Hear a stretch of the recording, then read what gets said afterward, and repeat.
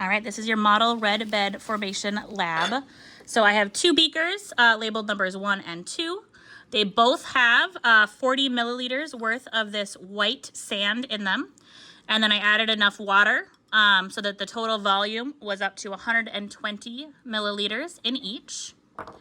Okay, and then I am going to add a piece of steel wool to each of them. These do not have to be perfect because there's going to be more steel wool than could cause a reaction. So it's just going to be extra no matter how much I put in. But I'm going to kind of get 2 chunks here and add that to each of our beakers. Okay, so there's my 2 chunks of steel wool. And then into beaker number 1, I'm going to add a 15 milliliters right here into beaker number 1 of bleach. So I measured this with a graduated cylinder earlier. This one is bleach, so I'm going to add that into beaker number 1. And then I just have an extra 15 milliliters of water, right, to make sure we've got the same amounts of liquid, so that's not what's doing anything here. And then I'm going to cover these both with Petri dishes, and we're going to leave them to sit overnight, and then we'll come back and see what they look like after they've sat for a day. All right, so we have let our beakers sit for over 24 hours, and we can notice a pretty obvious difference just looking at them. Right, here's number 2, which remember number 2 did not have the bleach, did not have the extra oxygen. And here's number 1, which did have that bleach, that extra oxygen. So what I'm going to do now is I'm going to kind of fish out the piece of steel wool that we used for each of these, and then I'm going to give them a little stir so we can kind of make some observations initially. And then we're going to give them a chance, let them sit for about 5 minutes, just to give them a chance for things to settle back out. And we'll try to pour off as much of the water as we can.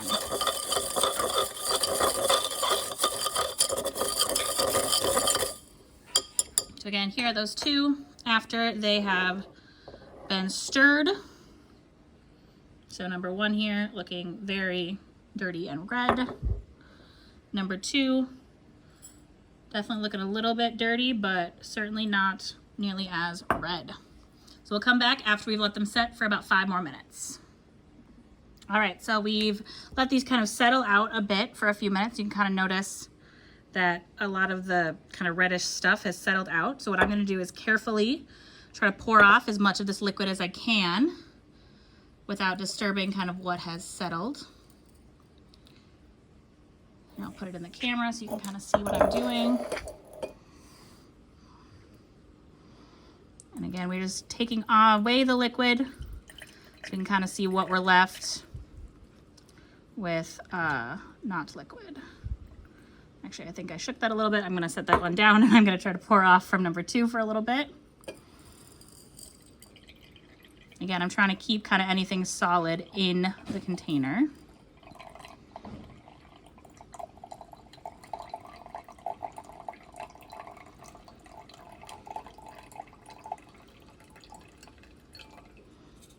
Yeah, so I poured out most of the liquid here, and then I'm just going to take a nice scoop of this to put in our Petri dish to look at a little bit more closely.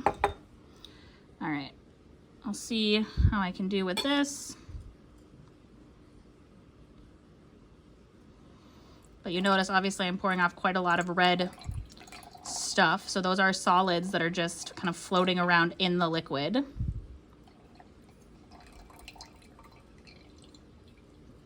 All right, and now I'm going to take a scoop of this. Put it in our little dish to look at. All right, so we have 1 and 2. Now, obviously, you already made some observations kind of as I was pouring that off, that 1 here had a lot of that red kind of solid stuff in it. You can actually kind of see some of it on the side here, and 2 did not have that. But looking at just our sand, and comparing these side to side, our number 1 sand definitely looks redder overall, darker, whereas number 2 does not look nearly as red. Okay, so think about, based on what you know, what that red stuff that has formed is and why it formed. And if we had some kind of finer sand, you would notice that most of it just kind of looked tinted red. It's got a little bit red, but it would be a lot redder if we had some finer sand. All right, so those are the rest of our observations. You can go ahead and answer your analysis questions.